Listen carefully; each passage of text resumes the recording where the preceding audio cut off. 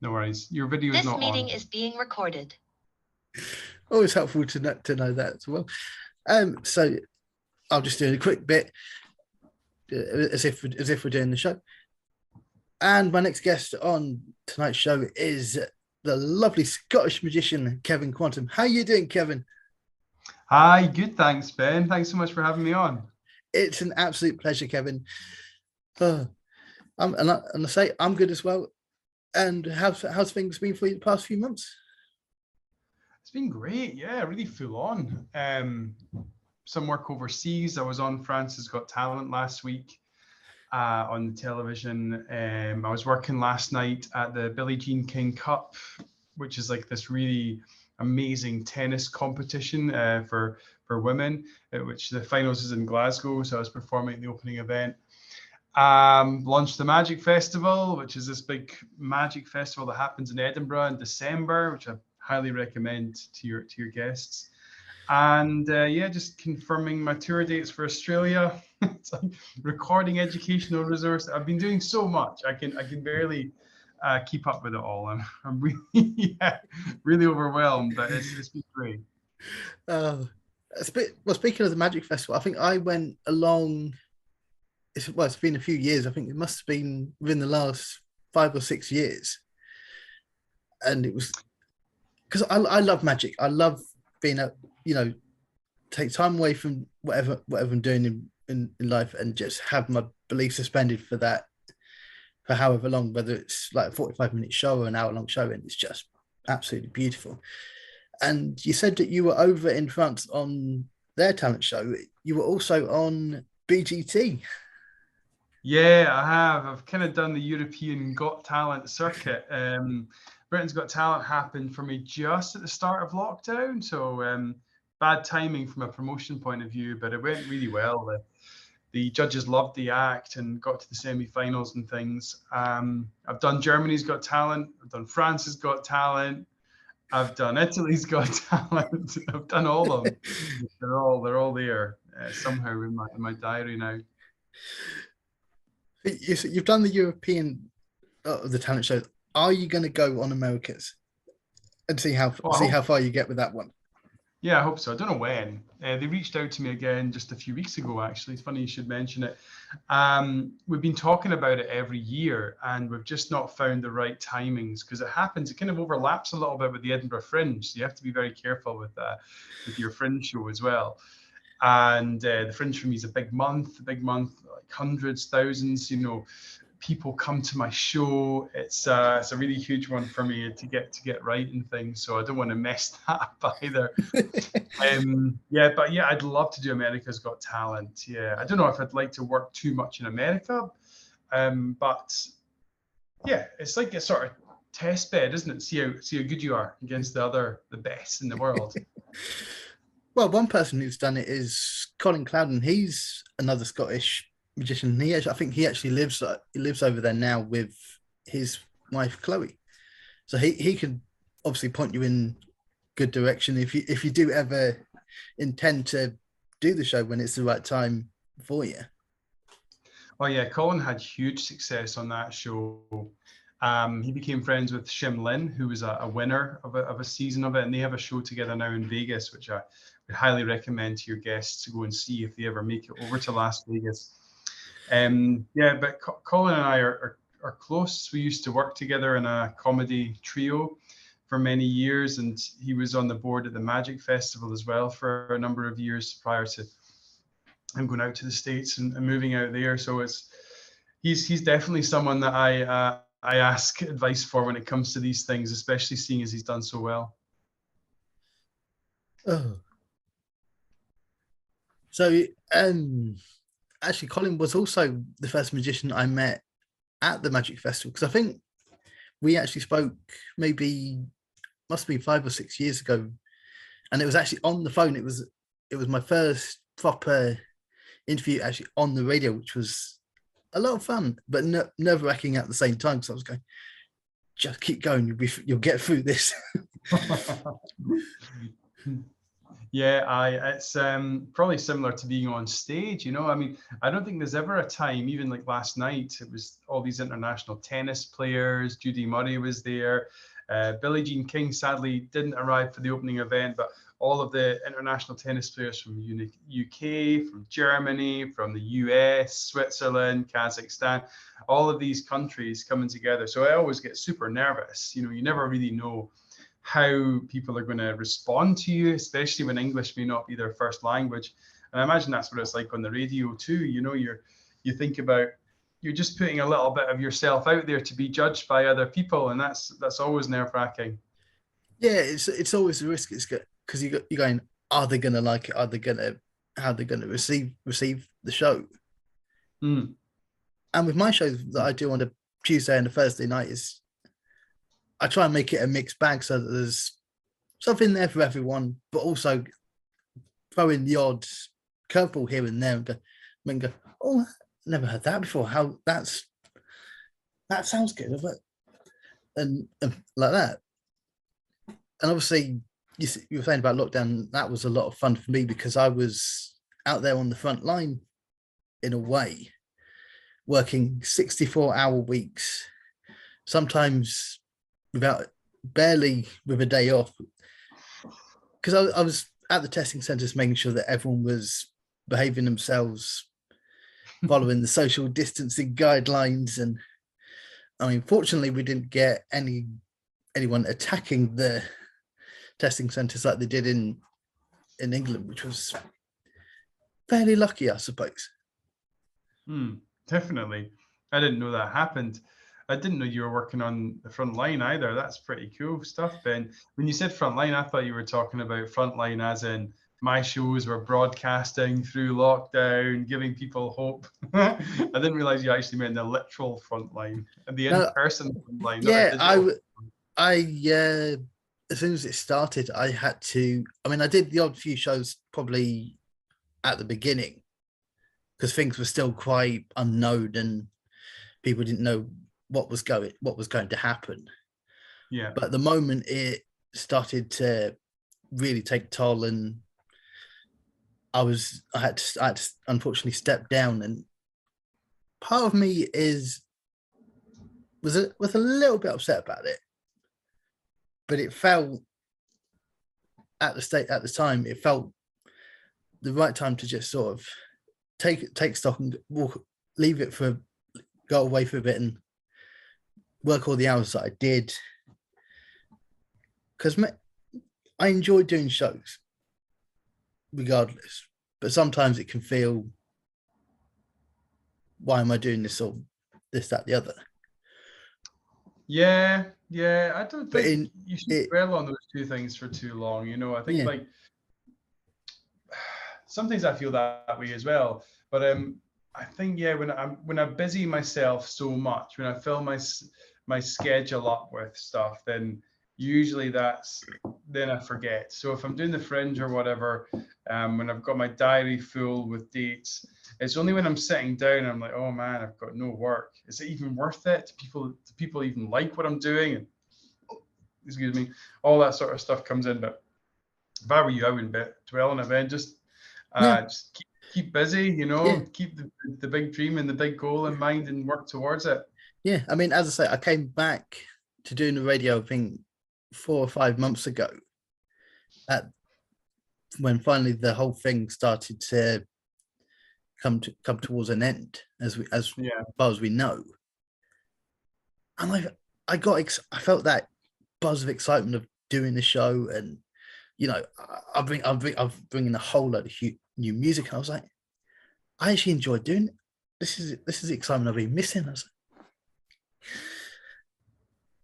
Because on the Tuesday I also do a section where I do covers of songs, and it's great.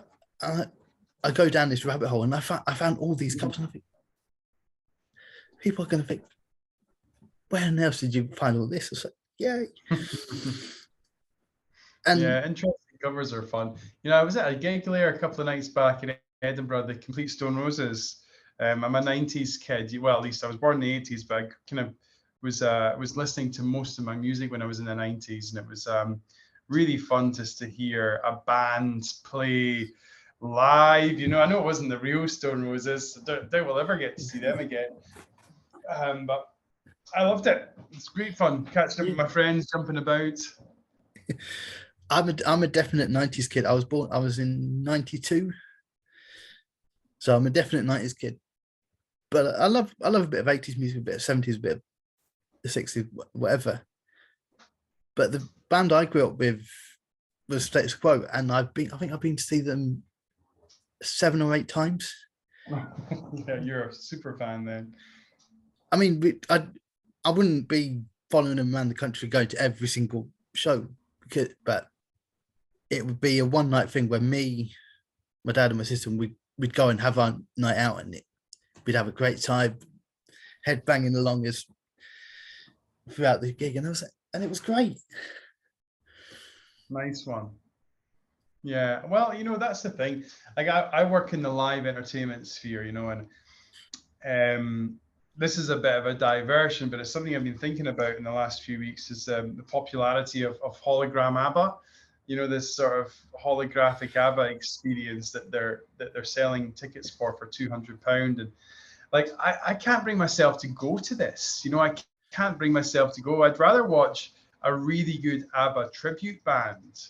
You know, I'd rather watch humans who love ABBA doing ABBA than a computer doing ABBA, regardless of how good the imitation is. You know, I don't feel it. I don't feel it. And I also think it takes away from other live musicians who should be getting paid money for their work. Yeah. Instead of paying money to some computer programmers and to already incredibly wealthy musicians who've got the royalties flooding in as well, like ABBA do. So I want people to keep on going, seeing new live stuff. When I was going to music festivals in the 90s, it was always bands who were around in the 90s that were the headliners. You know, it was Blur and Pulp and you know, that sort of thing. Oasis, Manic Street Preachers, Ocean Colour Scene. These days, like when you go to a music festival, it seems like those bands are still headlining so many years on, and the Rolling Stones. Yeah, it's weird. It's a weird world. Yeah, I mean, a few years ago, the station we had what remains of the Animals and the Trogs we got booked to do a show, and it wasn't the entire band because some of them obviously have passed on to the great beyond, but it's still a magical thing. And as you say, with holographic technology, it should be used for the right reasons. I mean, yeah, there's going to be people that don't, but it just does. If you don't use it for the right reason, it does sort of take that magic away from doing, you know, a proper gig and enjoying and the music.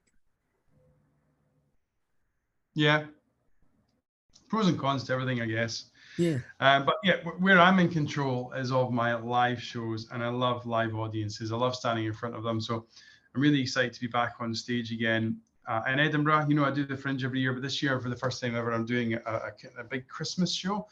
We've always had something at Magic Fest, but I've never really fronted it myself. So I'm really excited to be on stage. And the like 3 or 4 days before Christmas with this Magic Christmas special that I'm doing with guests. Hope you can make it a long one night. Well, if I have to book time off work, then I'm going. Where are you based then? Where are you situated? I live in Haddington, so I'm about. Oh, it's nothing. It's a stone's throw. Yeah, I'm literally about half an hour, 45 minutes on a bus. Easy. I don't drive. I haven't got a car, so I can get a few pints in at the end, and then just stumble home at the end of the night, which is nice. Oh my god, yeah! Like the whole driving thing, it's a pain in the ass right now because the trains obviously are unreliable with all the strikes. So I've been having to drive to gigs as well. It's really annoying. So it's great to be working in Edinburgh again, with just a bus journey away or a cycle drive away, and just doing a Christmas show. I think, like, you know, there's so many options in Edinburgh at Christmas. You live in Haddington, you'll see the Panto at the King's. There's a Christmas show at the Lyceum. Playhouse always has some kind of big blockbuster going on. And they're all quite expensive tickets. Like an adult ticket sometimes 40, 50 quid, even more. So the Magic Festival shows, we're like way less than 20 quid. So it's a lot of value to be had in these shows, and still a lot of fun for kids and families and adults. And I would certainly recommend it to anyone who, even if it's just, to get the kids interested in something during the holidays, go and see a magic show, especially Kevin's, because I saw you in August. Because if you remember, I think I actually came to your show on the off chance because I was supposed to be at another show, but it got cancelled. So I thought, I get my audiences. accidental attendances. So I just thought, you know what? I've got this time. Before I've got to go to another show this evening, let's go and do it. And it was brilliant. I mean, I actually swiped one of the notes that was on the floor on my way out, and I still have it. And it was just an amazing show. And Thank you. I know I always say to a lot of people, "Oh, I always try and get along with something," but sometimes it's because I work in security, so it's not always an easy thing of saying, "Oh yeah, I can get along," because I never like to say, "Oh, I'm sorry, I can't for X, Y, and Z reason," which I feel is a little bit unfair because obviously, it's investment in not just them but also their skill and craft. Oh, I mean, the Fringe has so many talent. It's just impossible to choose, isn't it? And like a lot of them are really good. Some are terrible, of course. Some are starting out and you cut their teeth. And it's taken me, I'll be honest, a decade, maybe more, to get good. I feel now I'm okay. I'm probably a safe bet at the Fringe, and maybe a bit more than that. I do take a lot of risks with my work, but yes, I want to, at the core of it, make people entertained. I want to have them have a good night out, want them to have a fun, want them to have a laugh. And if I can sneak in a message or move them in a way they didn't expect, and I'll do that. But that's secondary to you having a great time. So I'm glad that you did. I'm glad that you're keeping mementos of the show. That's it's really lovely to hear. Oh. And also, I should say, I have actually worked on the Fringe because I did it, I think, for 4 years straight, and it's for those who don't know, it's an entire month of music, comedy, chaos, magic, debauchery, drunkenness, fun, late nights, partying. mixed in with late night drinking, stag nights, hen nights, tour parties. God only knows it, and yet somehow it works. Mm-hmm. And this is something I learned during the time I was working. Is that at any time, hour to hour during August, there was a show in a basement of a church, back room of a pub, toilet. I think someone did in a container. Basically, anywhere that can be converted into a theatre space, it is, and shows are put on. And it always amazes me that the lengths that they go to get these shows up on time, and amazes me too how it all works and how people can make it work. But it comes together, and I've been with Gilded Balloon for the last few years. Obviously a wee break with COVID and things, but a lot of big shows, a lot of small shows, a lot of tiny shows, phone boxes, taxis, sometimes even have shows going on inside them, as well as the big theatres. But highly worth a visit. If you've never done it before, just go through for a night out. There's also the free Fringe as well. So if you're budget conscious, you can just drop in and see something, and if you like it, you can donate some money on the way out, which I've always thought was a really lovely idea. Yeah, so all in all, yeah, it's a great thing to be a part of, and I'm loving it. I really want to do. I could do it for more than 1 month. I could do. I mean, I'm knackered after today because I did a show yesterday. I'm really kind of tired today. I really get tired after a show these days. I must be getting old then.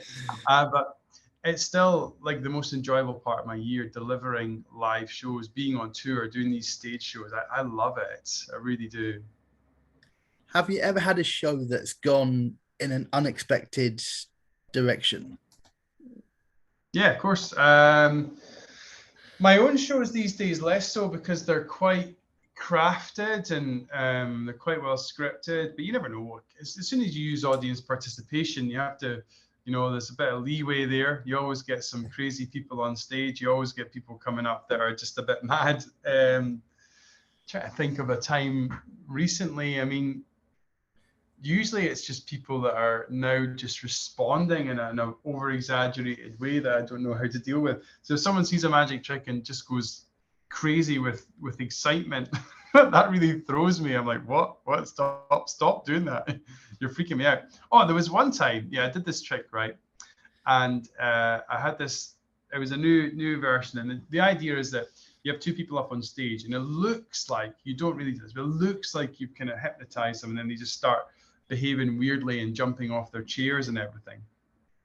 You haven't really, but that's what it looks like. And it's pretty funny and humorous to an audience watching. But and this guy, I had one spectator on stage and he was totally drunk. And rather than like jumping off his chair in a humorous way, he just collapsed on the floor and started having like pretending to have a fit, right? The whole room just went completely silent. And I was looking at him shocked, thinking, what are you doing? And I had to leave the stage early because like everyone thought I was some sort of horrible hypnotizing monster out to, and it was him. He was just playing up. He was playing up, doing something incredibly weird and unexpected.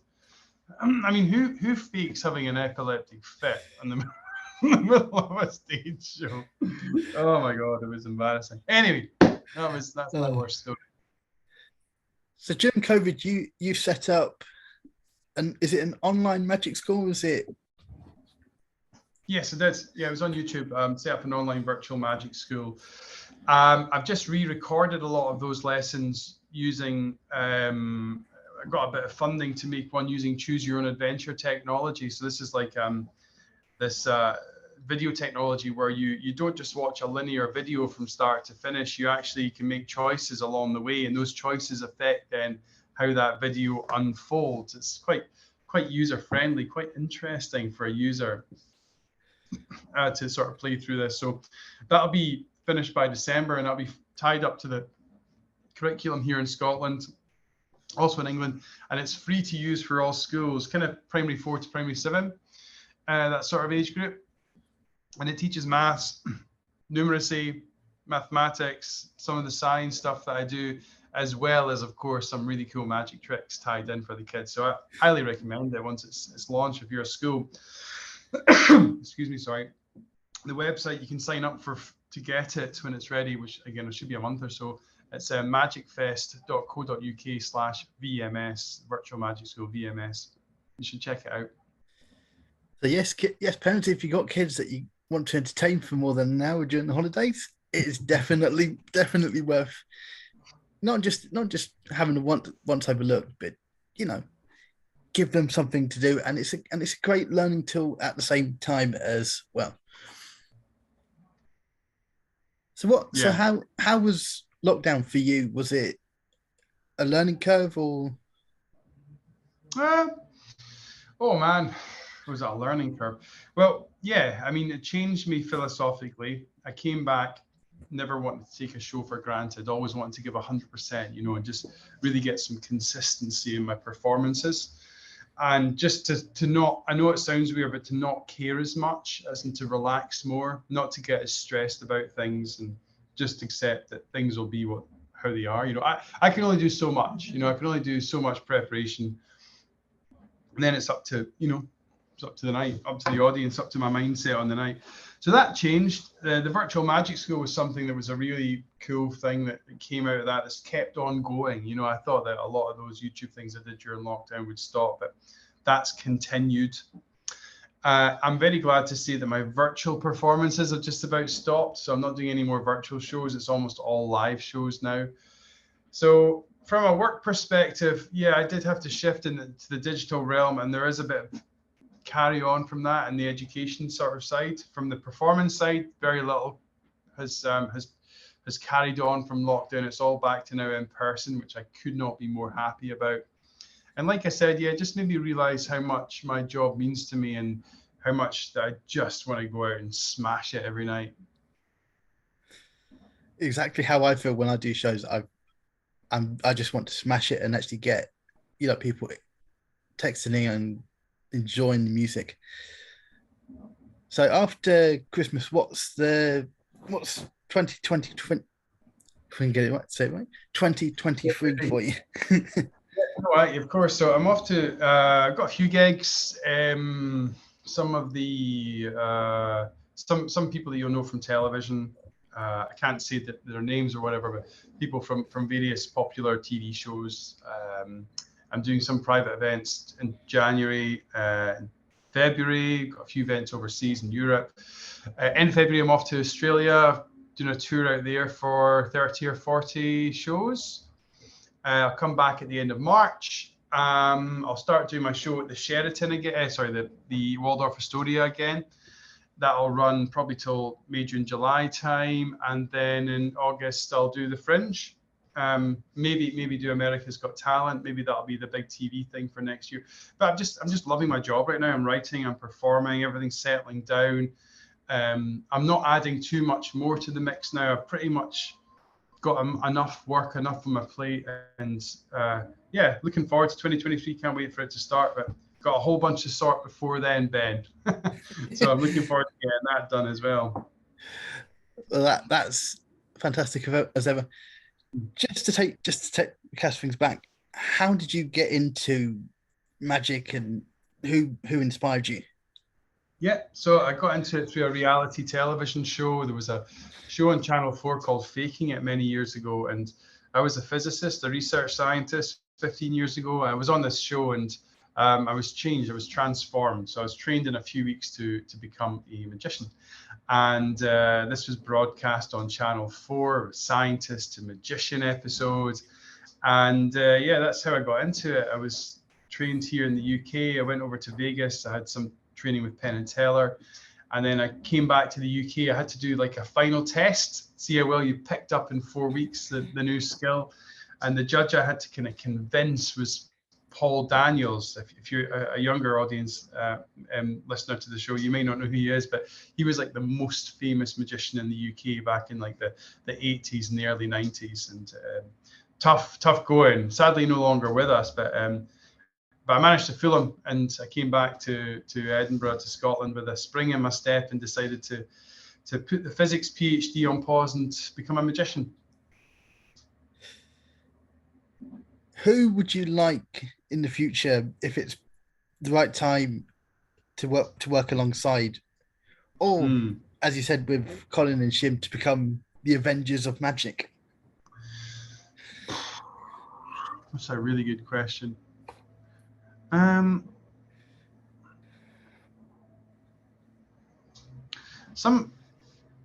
Who would I like to work alongside?